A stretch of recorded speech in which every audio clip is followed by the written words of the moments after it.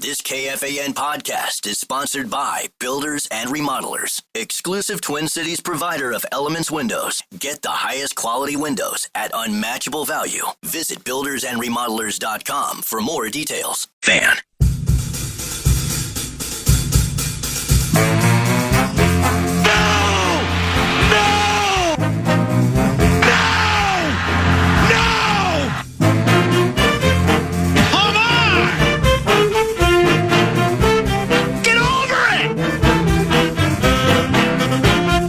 Right, Dan Barrero. Thank you.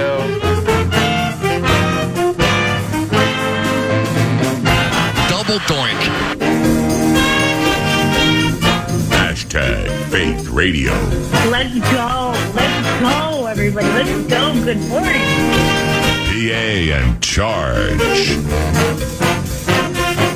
All I can say is, wow. Hold on to your butts.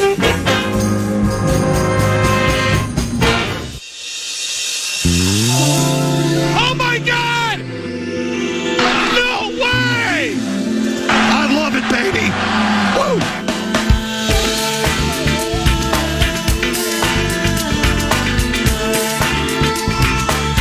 Nine to noon. Thinking of those days gone by. Good stuff. Some music in the air. Just listen. Life was good then it. Now, what did I do wrong? We danced without a care.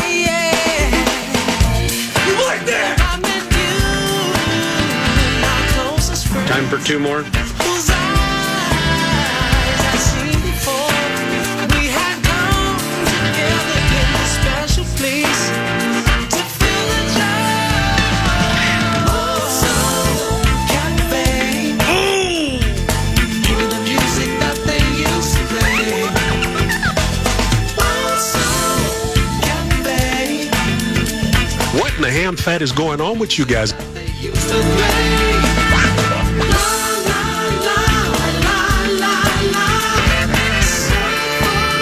Let's make it a soulful holiday and call it the Friday Football Feast. We're feasting PA and Charch. Chad Greenway joins us momentarily.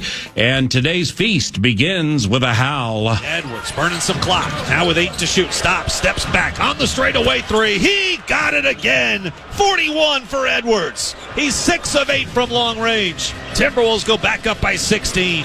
Ant rips down the rebound. The frustration is building for the Grizzlies. Edwards spins away from Pippen, pops on the right side three, and hits again! Unbelievable! Anthony Edwards is 7-3 of the night. He's got 44 points, and the Wolves lead 111-92. Alan Horton on the call on KFAN. Fox. All hail the howl. Are we hailing the howl on a Friday, boys? Good morning, Nordo. Good morning, Charch. I am. I know that. I needed to shake off that Bucks loss. I'm still carrying emotional damage from that game. I know it's just one game in a long NBA season. Yeah. But that game will end up costing the Wolves 2-ish spots in the seating. That loss. I needed boys? a refresher. I needed something to give me some confidence in my squad. Right. And a 52-point third quarter will do that, Paul. It was a cool win at Memphis. Now, Memphis ain't great, but it sure beats the alternative. Chad Greenway, Grey Duck Vodka, Grey Duck Spirits joins. We're hailing the howl right now. Good morning. Hey, good morning. Can you hail the howl and give us a good howl? Ow! Charch, That's pretty good. That's pretty good. That's pretty good. Charch, can you hail the howl and give us a howl? I don't. Eden Prairie doesn't have I'm willing to try. Give us a howl. I'm willing to try, but let me see here. Okay. It'd be more like a coyote because we still get the coyotes in Plymouth. Here we go. Hail the howl.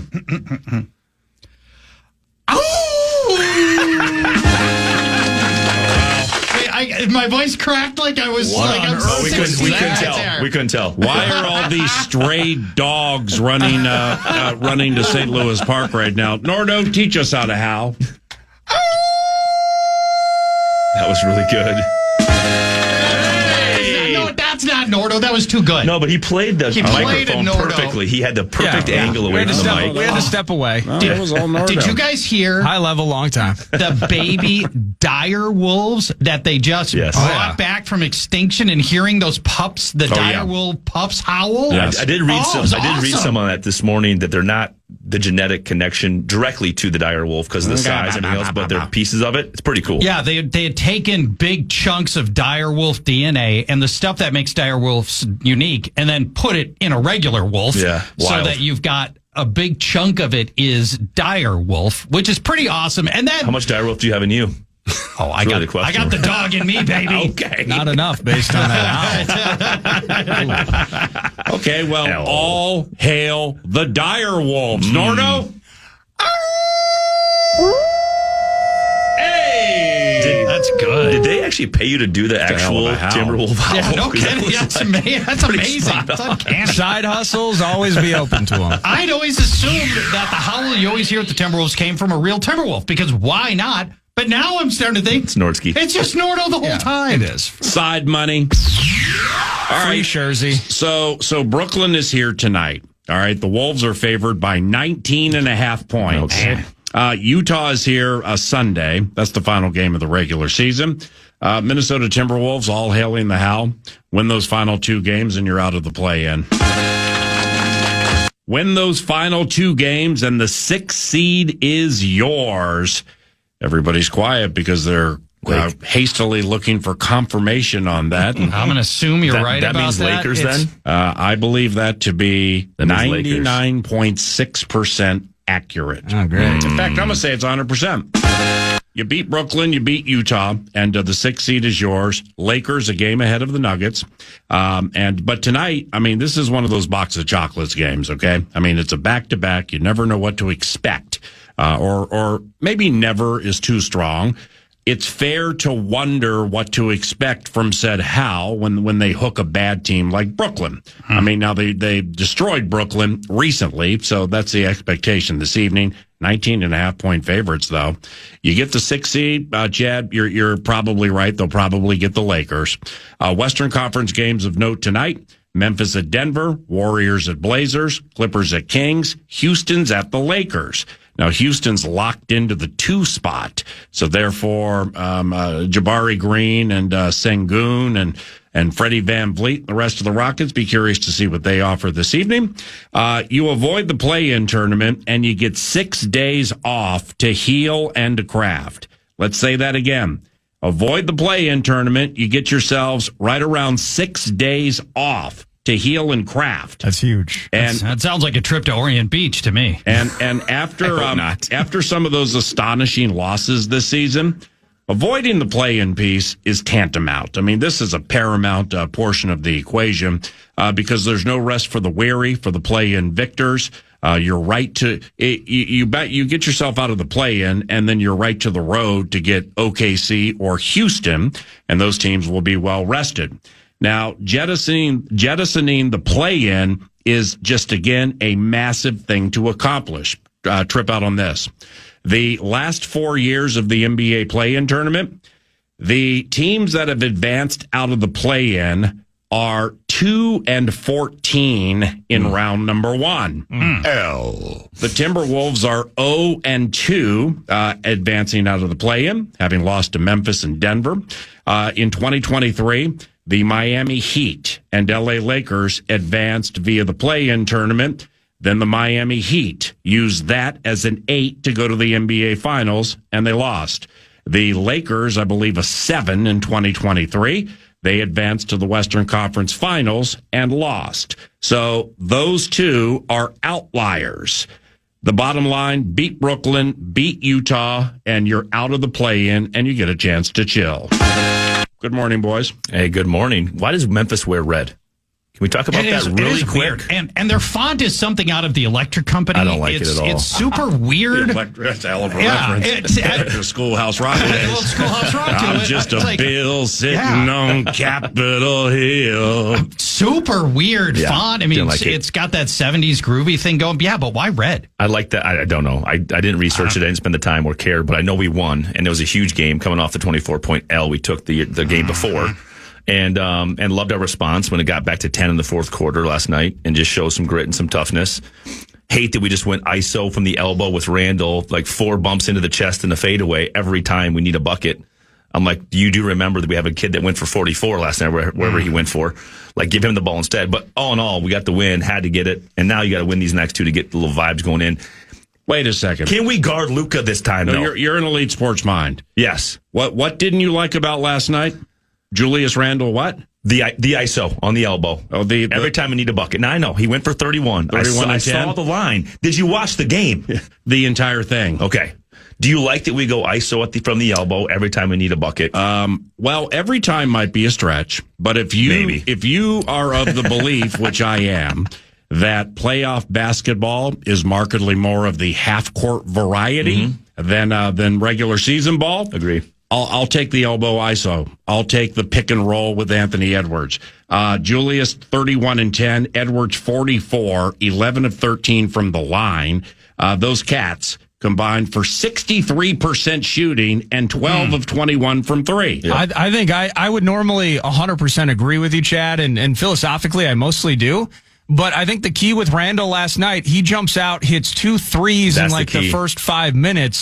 So I think that kind of led him down a road, not only where he had an unbelievably terrific game last night, but I think it led to some of those moments that you're talking about in that game in a vacuum. Well, what do you lose with Cat that Randall wasn't doing as well, was spacing the floor and be able to hit those shots consistently from three-point land. So are we going to trust him to take those shots in the playoffs that Cat was hitting last year? This is where the rubber meets the road on that conversation.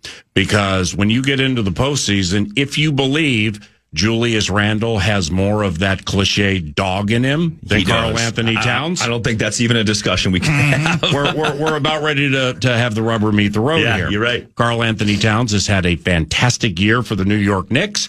If you look at some of the games specifically of late, but let's say over the last month and change, Cat has played against some of the better teams in the Eastern Conference. They've had L. I mean, not like a capital L, but it's just been a little different than like when he's playing Brooklyn, playing the Wizards and teams like that. But anyway, we have an answer. The Memphis Grizzlies are wearing Red City Edition jerseys, paying homage to the 50th anniversary of the Memphis Sounds ABA team. Okay. And the city's rich musical heritage. Oh, yeah. The red uniforms are inspired by the Sounds' original uniforms with elements like a modern Grizzlies twist and Beale Street blue accents. The jerseys also feature a G-Note logo on the shorts inspired by the 94-95 G-Swipe. I think it's kind of cool. What is the G-Swipe? And the Sounds ABA roots. That makes a lot more sense. You know, No, it makes no more sense now. Why are they wearing red? At least we know Memphis why. Sounds ABA roots. I mean, The sounds were red. Do you not know how to listen? The sounds were red. There are probably a few people that see the Wolves City jerseys with the purple and they're paying homage to Prince and they're like, why in the hell are they wearing purple? Yeah. So I think don't it's know. just being outside the sphere. I think drawing a connection between the Wolves wearing purple and Prince being, everybody knows Prince is from here, worldwide, a little bit different than expecting people to know that your ABA team won a championship wearing red. And, oh, by the way, also, we're celebrating the rich musical traditions of Memphis. Well, that is true. With the color red. Yeah, well, I heard Memphis is beautiful this time of year, so I'm sure they didn't want to get out there too quickly. Are you last night. disputing Memphis's rich musical tradition? Actually, not at all. I can't agree with that one. There was a time in the like the late 40s to early 60s where Memphis. You were what, 15 then? 20? Right, Yeah. exactly. I remember it well. I was there in the recording studios with Elvis and Sun Records. There was a time when Memphis, Muscle Shores, New Orleans, New York, and LA were basically that is where everybody recorded. I mean, there was a stretch where Memphis was as powerful as like Nashville is now when they were doing the blues and Elvis. And Carl Perkins and all the others that came out of the Memphis music scene. Unbelievable tradition. Some of the other great musicians from out Beale Street Way would include the soulful stylings of one Al Green. Oh, yeah, baby. B.B. King. Just B.B. King. That's all. Memphis' biggest, he's one of the biggest musicians, renowned literally worldwide as one of the greatest blues Guitarist musicians of all time. Absolutely. Bobby Blue Bland. Now, that's another one. Booker T and the MGs, Carl Perkins, as you mentioned. And what else do we have? And Booker T and the MGs Presley, they were really big. And the way they got the name MGs, they couldn't afford it yet when they were naming the band, but they all wanted to get so successful that they could buy the cars, the MGs. Wow. Those, the little sports cars. Elite knowledge here. Well, I listened to this podcast. It's an amazing podcast called The History of Rock and Roll in 500 Songs. And so, they started in the 30s and they tell you song by song, like every pivotal song that led to rock and roll chronologically from the 30s up. And right now I'm into I'm into about 1966, 67, Heart of Beatlemania as I'm listening through these. Yeah, boy, I bet you that's good. It is. It's fascinating. Yeah, if you like Yellow Submarine, one of the worst songs ever made in the history of music. It's terrible. Next to Bop by Hanson. Well, in fairness, they were on some MGs when they recorded that song. They were. Also, you do get to learn about all that stuff. Also from out Beale Streetway, Isaac Hayes, Jerry Lee Lewis, Yes, Johnny Lee Cash. Lewis. Hey, Johnny Cash, Justin Timberlake, Otis Redding, Otis Redding's got Rufus such Thomas, a good voice. 3-6 Mafia, and that's about it. That's about it. Well, Jerry Lee Lewis high by level. himself. It's high level. It's top. It's top wait 5. a second. Jerry Lee Lewis, we have a page advanced rock music. He was absolutely huge. So paying homage to the Memphis Sounds seems valid. Yeah, that's the bit. With the color red, apparently. Right. That's your only fight on this is the red. Well, That's it. they brought it up, not me. Yeah. They're the ones that are connecting. Actually, I brought it up this morning. That's my fault. Yes. Yeah, it's my bad. Now, Paul Charchian texted you and I an interesting question about routes to handling blowouts. All right. And I'm not going to step on Paul's touchdown call, but this involves blowing a 24-point lead in the second half against the Milwaukee Bucks in a game you were absolutely thrashing Giannis and all of his teammates sans Dame. So they get outscored 35-8. It's a bad loss. After the game, the common thread from the head coach and the players was, no, he didn't yell at us. I mean, he wasn't happy and we weren't happy and everything, but it's too late to dwell. It's like too late to wait. We got to get to Memphis. Anthony called it a must win, and they came through. You mentioned they scored 52 points in the third quarter. Last night, yeah. The Memphis Grizzlies scored 53 points in the entire second half. So, Jaden McDaniels was benched in the Milwaukee game. It was just a disaster for young Jaden. And he improved last night, and he's so super key. His second half defense was terrific, triggering the Grizzlies to only score 53 points in the second half. Holy cow. But with 3 games to go, all right, Memphis, Brooklyn, and Utah. What did you want to frame up for a former member of the Minnesota Vikings who's been part of some debilitating losses? You know something about losing. Yeah. So in the moments after the Wolves gave up surrendered the third biggest lead in the history of the franchise. Seems to have been a team for 35 years. They just gave up the third most points they'd ever given up in a fourth quarter, 24 points, in a game that was really, really important. This was not one of the late season games in seasons that don't matter in which we are resting all our star players, whatever. This was a game they had to have. And John Krasinski tweeted seemingly from the locker room, Timberwolves were expectedly chill about the loss, acting like the sky is falling will do them no favors. Yep. Anthony Edwards putting all the focus on Memphis, calling that game a must win. My feeling is I'm at home angry.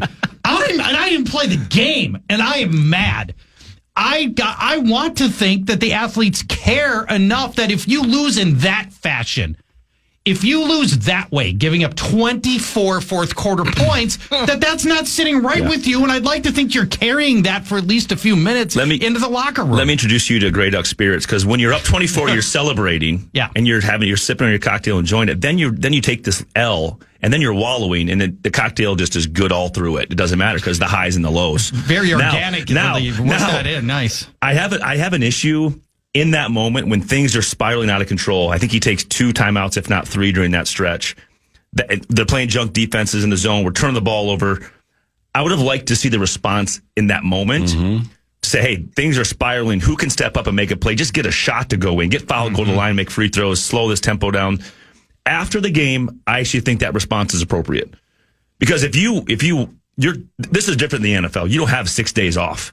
You're playing again in 2 days. Right. You have to be able to move past it, get on the plane, and move along. You just have to. I think it's a different mindset and mentality.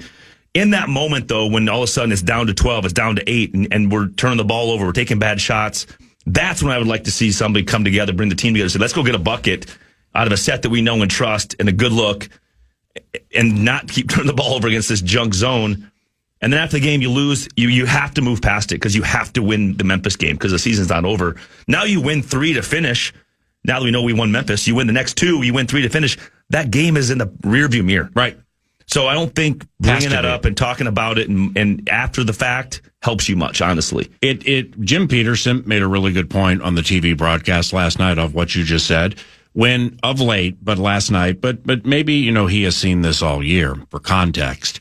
When things start going pear-shaped in games for the Timberwolves, their shot selection is terrible. That's it. It's just it's whether it's hero ball, and I'm a heave one from 28, so I can think a 3 would actually be 13, and we can cut into a margin or whatever. Their shot selection when things go pear-shaped is terrible. And good morning. And good morning. The funniest part about that entire sequence was when it was the double technical and that play up at the top on that screen when Gobert was coming up to set the screen on, I can't remember Buddy's name from the Bucks, who essentially won the game for the Bucks. Oh, Kevin Porter Jr. He took the game over. He won the game. From that moment on, can't remember what the score was. We were up at the time, and all of a sudden the game completely flipped. Mm-hmm. And Porter took the game over, and they responded to that emotional sort of outburst, right? Yeah. Everybody gets teed up, and we're shooting a free throw, and all of a sudden they go on this big run. He goes on a personal, 7-point run or something to win the game. Right. So our inability to respond on the road in that sort of environment, when the crowd's into it, we give this lead, that sort of shows me, man, we would have loved to have somebody step up. Mm-hmm. And if you're going to take a shot, put it in the guy's hands that you're comfortable with taking that shot when all of a sudden we haven't scored. We're 2 for 16 in the fourth quarter at that time. Could not get a shot to go in. Mm-hmm. Who can get to the rim rather than taking a pull-up 26-footer? Yeah, DiVincenzo's not the guy you want hoisting those shots in that moment. Yeah, and I'd love to see Anthony get to the rim and try to attack. Yeah, I like Dante. Yeah, I like Dante a lot. I can like him a lot, but in that fourth quarter, he had 7 threes in that game. Yeah, he was cold. They all were called. So off the Gobert play you're mentioning, as an athlete, all right, and you're all tense and wound up, games going on and everything. Pretend like you're not playing with a helmet. So you go down and you have somebody over you, right fist cocked, leg sweep. So he was kind of like, not even a question in my mind. I mean, I don't know what he was saying or thinking, but he was kind of like, bruh. Oh, he had it cocked. Yeah, and then Rudy got up. One more word, and Giannis pulled him away. Yeah. Kevin wasn't afraid. But how do you handle a moment like that when you're being shown up a little bit? Yeah, I mean, that's exactly what happened, right? Because it was this kind of back and forth, and you could argue that Gobert was kind of hooking and hold, and then Porter was hooking and hold and flailing around, and all of a sudden they're on the ground, and he has the fist cocked and ready to go, right? Like it's your little brother. Yeah. And Gobert, for some reason, is always in these positions to be in a getting punked position. I just don't know how it always happens. You're making him sound like Cat, like he's always on the ground. More than I'd like to see him, but reality is he's there. So now I want him where the action is. But at the same time, how do you respond from that? But to your point is, I probably go leg sweep. Yeah, because he's right there. Right. He's not expecting it. I'm 7'4", legs long, sweep. Now I'm kicked out of the game, and then we have to move on. But listen, there is that. We did blow a lead anyway, so who cares? Get to the showers quick. But needless to say, they responded and we didn't after that moment. Yeah. Maybe if he leg sweeps, we respond. It was the onslaught that was taking place. All right, Jaden McDaniels, I don't have confirmation that he got benched, but he got yanked and he did not come back in the game, in that Milwaukee game. And I brought this up yesterday with Corey Chavis, and I'm curious to hear what your answer is. When football's different, man, because it's drive, then the other guy gets the ball, stuff like that. But say somebody's beginning at the 5 or the 10, and they're just trucking you, man. Well, think that Niners game to begin. What was it, 2015? No, thank you. Okay, so when you're getting trucked the way the Wolves were getting trucked, all right, you got McDaniels. He couldn't even throw a hard pass. It's his sneakers were in quicksand, man. They all were. Julius Randle wouldn't run to the ball. He would just wait for it to come to him. You're Madden raised. You got to run to the ball. Yep. Run to the ball. You don't just stand there, wait for it to come. Gotta meet it. A lot of that was happening. So as an athlete in that moment, where you just sense, I can't stop this. We can't stop this. Holy cow. What does that feel like? Like, how do you get around that? It is your only way to, especially when you take a timeout, you take a breather, is to refocus on that one next play. Like, the only thing I could think of as that 49ers game was, okay, like, what's my assignment? What's my alignment? Just like hone in on every small thing. And the coach a lot of times simplifies the next call to be like, okay, let's not make them overthink this. Let's just go play and play fast. And that's why you would like to see, okay, is it bring a couple guys off the bench to bring some energy? Right? Is there an energy guy that can come and make a hustle play, make a tip play, get a defensive stop, get a board, wherever it is, to change the momentum in the game? All of a sudden we get a run out layup, and all of a sudden we score, and okay, we're back. Or it's that moment of we take a timeout, come out and say, we got to draw something up, and we can know we get somebody at the rim to make a play and get somebody at the free throw line or a 2-pointer that we can trust. And I think it's that ability just to focus mentally on that one moment rather than having this whole thing like we're losing this 24-point lead. We can't make a shot. We're 2 for 16. We have all this negativity. The only way to flip it is with a substitution that can flip it. Yeah. Bring in old Garza. He's always solid. Yeah. Right? Bring my guy in. Right. And, or you have to be able to draw something up where you can get I like that one decision and not make them think. So that's like when you use the kids. So it's like with Clark, Garza would be a stretch, but like Clark and Garza and these kids that are available, Dillingham, stuff like that. I mean, when the onslaught's so bad, then that potentially is like a minute and a half run where, you know, hey, so-and-so, so-and-so, and so-and-so, you start. Yep. When we get to the playoffs, you start. You're going to play the most minutes. This ain't it right now. Yep. I'm bringing the kids in because they're going to play with reckless abandon. They're going to get out there and fly around and change the energy. And do you think, I don't know the culture of an NBA, bench and locker room, but can those assistants walk over and be like, we need a spark? Yeah. Who's going to give me a spark? Who's going to go make a hustle play, a defensive stop, whatever it is? Be Garza. Get to the rim and jam one end down, and like all of a sudden the place goes crazy, or the place goes silent because we're in Milwaukee, and the bench gets up, and now we have a little bit better mojo. Who's going to give me that spark? I'm assuming those conversations are happening because what happened in football, it happened on most teams. And you have the guys that can do that with this roster. The young puppies are coming in. Like, there's some good, really good talent. All right, so you're blaming Chris Finch for that loss. I blame that. No, those are assistant coaches' problems. Finch blamed himself, where he's like, and I disagree with him with all due respect. He's like, I need to come up with better shots for these guys when that's happening. But really, I mean, after the first pick, bro, your offense is dead. Yeah. I mean, with all due respect, the kids are going to try to play hero ball, and you can get back into the offense. But I mean, you can draw up, like he drove some sweet plays last night, man. Edwards came off a curl into the key with that Julius Randle pass into the key with some English on it. Holy cow. So as Grady would say, Finch was in his bag last night. But I think you have to go back because what Milwaukee was doing that took the air out of the ball for us was the junk defense to the zone. Yeah. And like, what are your responses now to that? Is you Why either do you hate the zone defense so much? What do I? Yeah. I don't. Oh. I don't hate the zone defense, but you have to have the personnel in there to beat us. You have to have shooters all over the court. Got you. You have to have somebody that can break down the zone and be able to kick to those shooters, and they got to knock them down. But the reality was we were standing. That's what they want you to do in the zone. They want you to stand. That's They don't even Makes have to the move. zone awfully easy. Yeah. So then we'd flash to the elbow area. Excellent point. We'd flash the elbow area. Lazy pass, tip out, and run everybody out, was running up to the free throw line or 3-point line, being movement. like, "Let's go." No movement, no right. flow. Right. Now, if you can get downhill against that zone, now you're kicking to corners, you're kicking to the wings, and those guys are knocking down threes, and they get out of the zone real quick in back-to-back possessions when you knock down shots. Back to the original question and what you said, Chad. In the moments after the game, I hope these players are still salty. I think you come off the court after giving up 24 points in the fourth. I want you to still be mad. Do I want you to carry that forward 2 days? No. I want you to, refocus on your next opponent at some point. What would you like to hear? But not 5 minutes after. How about that can't happen? Or there's things that they're pros. They know this. Like they know the answer to all those questions. If you go obviously we don't want to be in the position where we're giving up a 24-point lead. I mean, they have pride and they understand. They play the game for a long time. All these guys, so they're aware of that. How does it help you win the Memphis game by doing that? Because that's the only thing that matters. If at that point, especially with the red jerseys, at that point, I would like to think that you, especially with the red jerseys, the G note, the whole thing. You've just come off the court. You're dripping with sweat in a loss you should never have taken.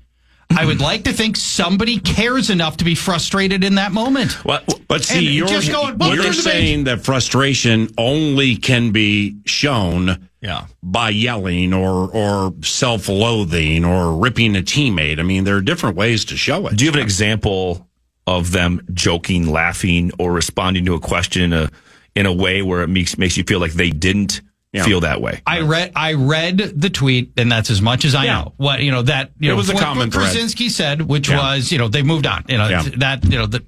Clearly, it seems like it was a common thread established by the coach and the coaching staff when they met privately in the locker room. Yep. I'm not saying it's like, hey, with Krasinski or Dane Moore or this guy or that or Britt Robson or this person. Yeah. Here's what you say. It basically was what in the hell was that? Mm-hmm.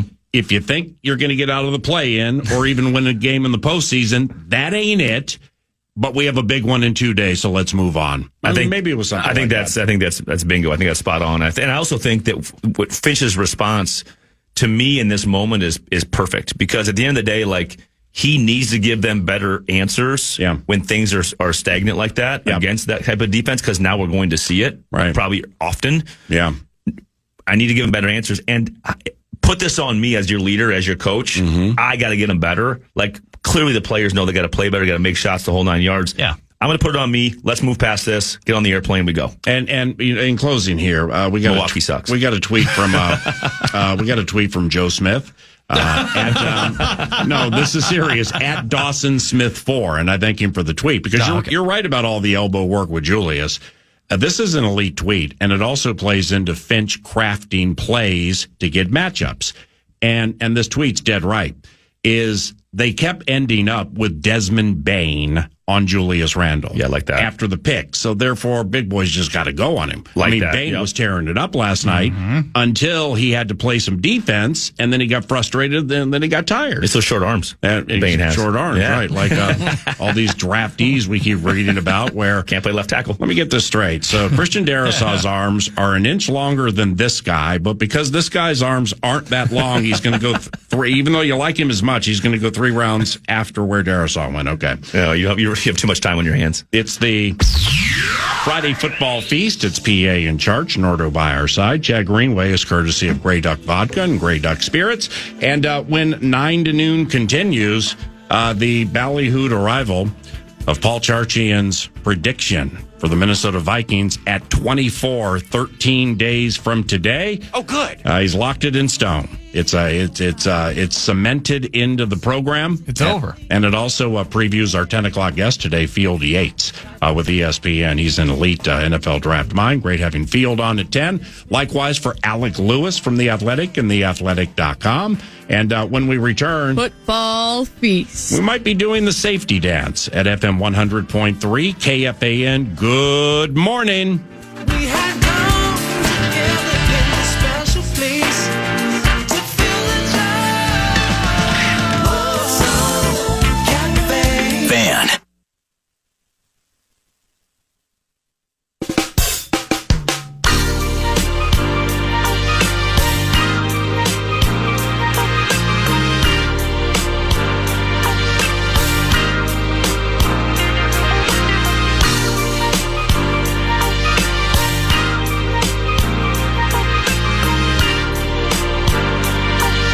Welcome back to the Friday Football Feast. Quick little update for you. The Timberwolves host Brooklyn tonight at 7 o'clock. Once again, if the Wolves win their final 2 games, they are out of the play-in. They will be the 6th seed in the Western Conference and get either the Lakers or the Denver Nuggets, but most importantly, they'll get nearly a week off to heal and craft and practice and things like that. All right, if they don't, then you guys are going to come in. Just got jumped. Trying to do a little sports update. Why are you yelling? Sorry about my friend over here. Here's what's going to happen. They lose those games, and we're just going to be like, oh, no big deal. We'll just get her in for Dallas. We'll just prep for Dallas. That's all. What are you talking about? First of all, I'd rather prep for Dallas, but I don't want to be the 7 or whatever that's going to be. What the hell does Dallas have to do with this? Because he's saying we're going to lose the games, we're then not you got to go losing either game. They're not losing either game. Can I take you back to their response from your your belly aching from their response to the Bucs game, can I take you to their response last night in Memphis when they scored 52 in the third and put it away in the fourth in Timberwolves fashion? Timberwolves fashion. Yeah. What the hell's Timberwolves They put fashion? it away. There is no such thing as made it Timberwolves up. fashion. We just made it up. Out here playing links basketball. It started today. Yeah. That's what the Wolves do. They put things that people away in the fourth quarter. Last year, getting that time Yeah. was pivotal for an injured Coach Finch. Yep. Good point. And the ability to effectively crack the code, and they've been figuring that out with the Suns, and ultimately the ability to go in with a head full of steam into the Nuggets series. So that time off meant a lot to this team a year ago. Some weird changes and evolutions. We're talking about ISO and can Randall hit buckets and when it matters in the playoffs and replacing Cat. Right. Time off again would mean a lot to the Howl. All right, so said Hal at home this evening against Brooklyn, favored by 19.5. Wild at Calgary at 9:00 tonight. That's another playoff bound team from the winter sports vibe. They can dagger Calgary tonight too. Off that 8-goal performance they had against San Jose. Wild at Calgary 9:00 KFAN. And regarding the Masters, quick little update for you. Justin Rose is he's still the leader. He's through 6 today. He's even. He's 7 under overall.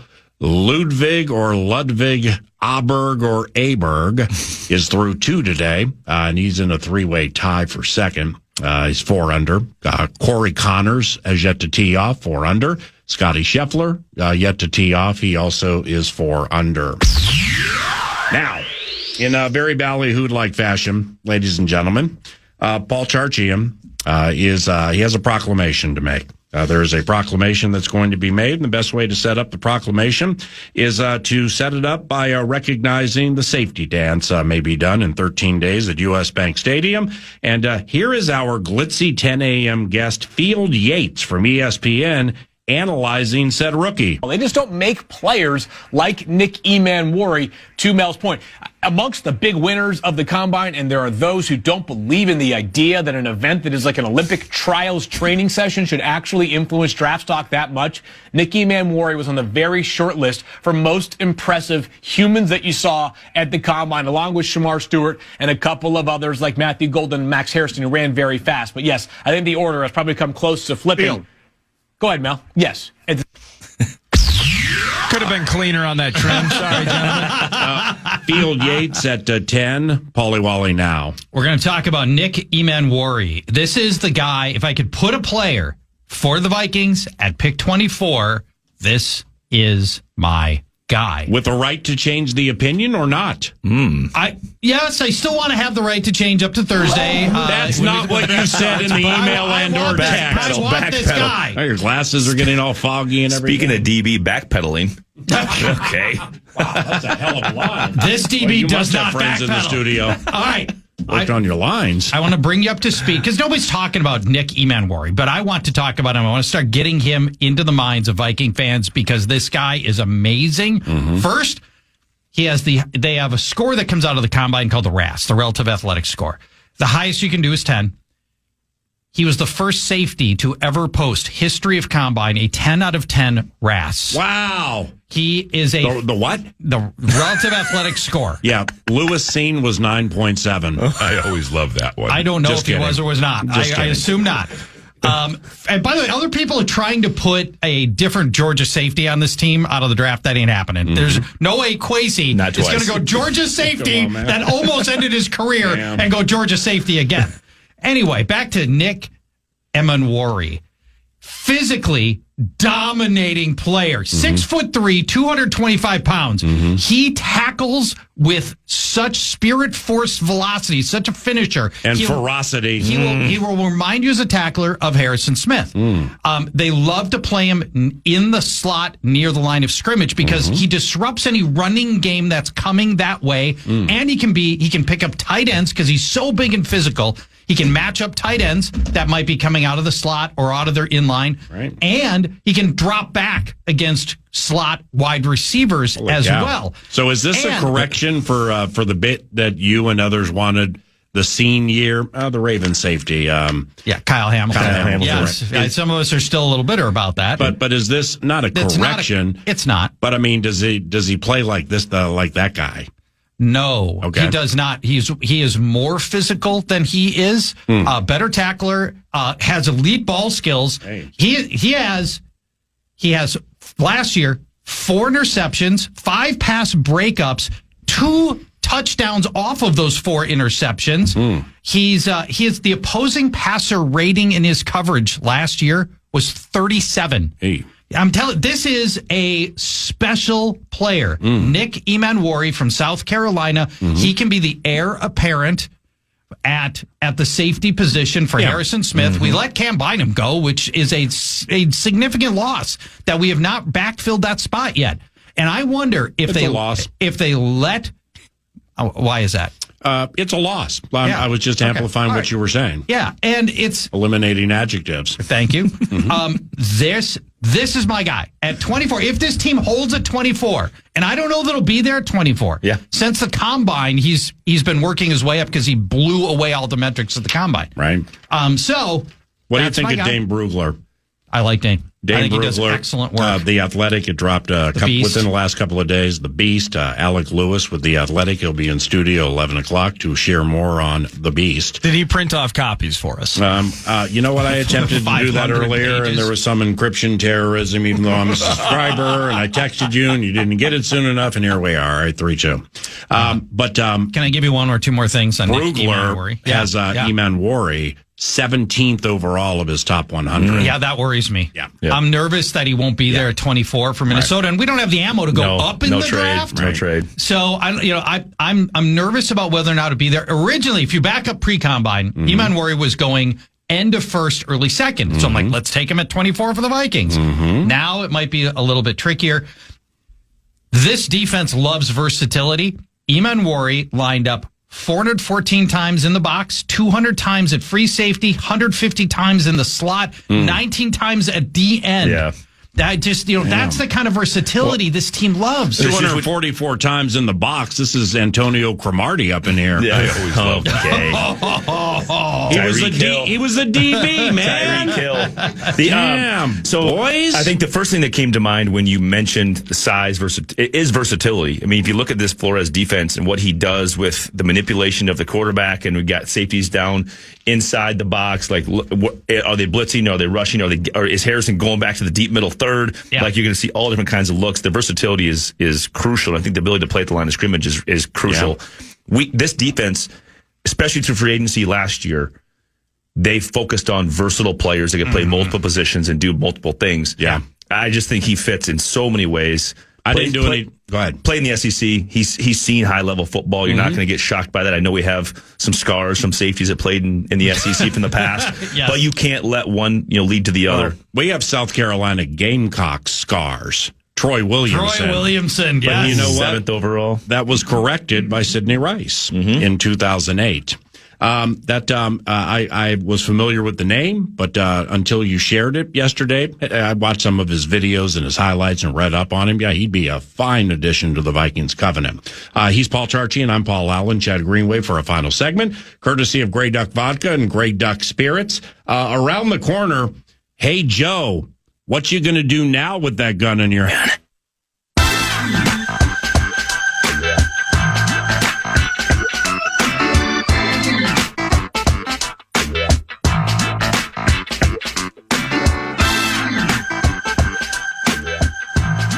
This is what were your fondest memories of potentially having Joe Flacco as your veteran backup? All leader, the fan, and KFAN.com. Good morning. It's PA and Charch with Chad Greenway, Nordo by our side. We're feasting on a Friday. It's 9:52. Field Yates from ESPN, 10 minutes from now. Kevin Stefanski, two-time NFL Coach of the Year, signs up with Joe Flacco to be a quarterback. I'm not even going to say a veteran backup. I mean, he's battling the skeletal remains of Deshaun Watson and Kenny Pickett. So, I mean, Flo Jacko might jump in there and start. Who knows? But he's a Brown. Okay, we're happy for the Browns. We do see Cleveland this year. At Cleveland, the Vikings hooked the AFC North. So now, what happened? What about us? Yeah. If you want a veteran backup, what about the old Minnesota Vikings? What you boys going to do? I can tell you what my Twitter feed wants us to do. Trade for Cuzbuzz? Nope. They're done with Cuzbuzz. Next level Tanny? No. Who's the other big name veteran quarterback who's still available? The Los Angeles Dodgers. Carson Wentz? Rodgers. Hey, the whole A-Rod thing, picking up steam again. The majority of your Twitter feed say 3 around here are stupid. The only way to put it. That's what people, now that Flacco's off the market, that is where people are connecting the dots. Just think what it's come to for Aaron Rodgers. If what you're saying is accurate, for there to be a groundswell of support, you need Joe Flacco to go to Cleveland. 2 nuns and a goat got on a train in Cleveland. I mean, it honestly, it's Tannehill, Wentz, or maybe a Cousins trade. I mean, what do you guys think? I like the Tannehill bit. That's my favorite. And I think, I was on the Rodgers train early, obviously, just for excitement and build the business opportunity, put cameras on things, but that seems to be dead in the water. So I've moved past that, Twitter. And I don't think that they're going to draft a quarterback. You just don't have enough picks. I don't think the draft is where you're going to go find your backup. Agreed. And I don't know if you do put a pick against quarterback, it's going to be late. And that guy's not somebody you would want starting games. They ain't drafting a quarterback. I don't maybe see college it free agency happening that way. I'd be very surprised. It's what if Aaron Rodgers decides I'm not going to sign with the Pittsburgh Steelers? And I'm just going to sit around in a room by myself and root for J.J. McCarthy to get hurt. I always love that one. He's probably doing something a lot like that now. Where if the Steelers thing doesn't come together, and by now it already should have. Right. His next and only last move for Aaron Rodgers is to wait for injury. If the Vikings end up with Aaron Rodgers, how much podcasting time do I have to have Nordo delete on the KFAN.com system? A lot. Hours. I'm so glad I put it on record that I was an advocate for it when it happens. Right. So that is still out there. People still connecting. Yeah. I think it's more likely that everybody assumed Kirk was going to get traded to the Browns. Now that appears to be off the table. Now Kirk to Vikings that's going to be back. Then the question is he even tradable with his contract? Kirk has, according to the beat reporters in Atlanta, Kirk has asked for his outright release. Wow. And I suspect if the draft comes and goes, and in the heat of the draft, when teams do make trades to try to go get that player that they need that's on the clock right now, if the Falcons come out of the draft without having traded Kirk, there's going to be smoke to that fire about Kirk potentially coming back here, being reunited with KOC as the backup behind JJ McCarthy. My assumption is that the Vikings were hoping and praying that the Flacco thing was going to wait till post draft and see how things laid out and see what was available and see who got taken in the draft and so on and so forth, and then you can kind of take your pick of what's left. But clearly, if they wanted to go get him, they could have got him. And so clearly they have a plan. Yeah. And the Vikings, as a fan, you have to trust the plan. Do you think? And that's the way it goes. Do you think Kirk Cousins, under contract with the Atlanta Falcons, do we think for a second consecutive year he has signed up to be part of the big Falcons draft party at Mercedes-Benz Stadium? You remember when he was driving to it last year, listening to NFL radio, and he hears on the radio with the 8th selection in the 2024 NFL draft, the Atlanta Falcons select Michael Penix Jr. Oh my God! Kirko, chill. I mean, it'd be perfect. He's driving to the stadium to jump on the draft party and, be one of the featured guests and stuff. And all of a sudden, Adam Schefter jumps onto some radio show and he's like, the Atlanta Falcons have signed Ryan Tannehill as a veteran backup. I mean, at that stage, I'd just turn around if I were him. I just wondered from a personality standpoint, let's say that marriage comes back and Kirk's back here. Yeah. What is? I mean, you like? I'm in. I'm in 1,000% because as a backup, just the mentality and how he carries himself, and he would have to come here with that mentality because he's not going to come here knowing he's going to be the starter. He's knowing he's going to be the backup. So in any time, if you get these guys he has hit that cash machine many, many times in this league. Right. He's played a lot of football games. Mm-hmm. Is he ready to take that step and have that mentality to be like, I am going to be the backup and come in here and help this kid grow? And if I need to step in, I'm stepping in. And again, you're sometimes forced into that decision, which essentially is what he has been, in this situation now. So he can be a backup with a team where everything has gone wrong for Kirk Cousins. There was trouble before the draft. Then the whole draft thing happened. That was an embarrassment for him. Then he goes and plays and ultimately gets benched. And Michael Penix looks pretty good and better than Kirk Cousins. If you're going to be a backup anyway, and you're Kirk, why not be a backup in an organization that you like better than the Falcons, and maybe a lot better? If you believe the rumors that there is a massive disconnect between Kirk Cousins and the coaching staff and ownership, if you believe that that's all true, if you're Kirk, you'd rather come here. He's not going to get paid. He's not going to get paid on this contract no matter what. He needs some write-off from last year anyway, so it's probably better for he comes here, takes that L. All right, we got to go. And also, we need the tax base here. Field Yates from ESPN around the corner. Anything with Grey Duck we need to know? Can we just talk about Field Yates' elite hair game? I mean, just tell really him good. Thank you. He's terrific. Tell him thank you. No, we're all good. I appreciate you guys for having me. Appreciate you. I bet. Your friends from Providence Academy. God bless you guys, and best of luck this spring and summer. Yeah, that's right. When we return, Field Yates from ESPN, Elite NFL Draft Mind, joins 9 to noon.